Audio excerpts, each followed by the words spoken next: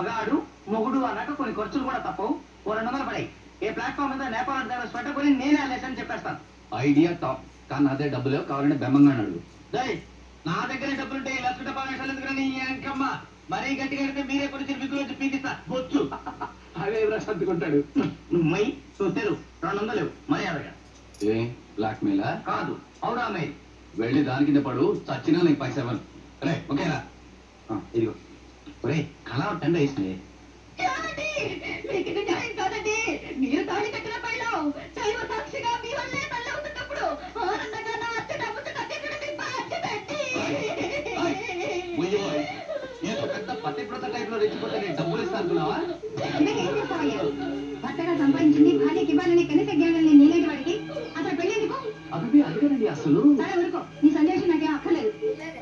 చూడమ్మా, నీకేం కావాలో నాతో చెప్పమ్మా, నేను చేస్తాను. అది కాదండి, ఈ మొహానికి ఎలాగో ఖర్చు పెట్టి సీమంతా చేయలేరు. కనీసం ఈ దీనురాలు చిరు కొరకు తీర్చుకోవడానికైనా డబ్బులు ఇవ్వలేరా? బాధపడకమ్మా, అమెరికా వారికి లెటర్ రాసి చిరు కోరికలు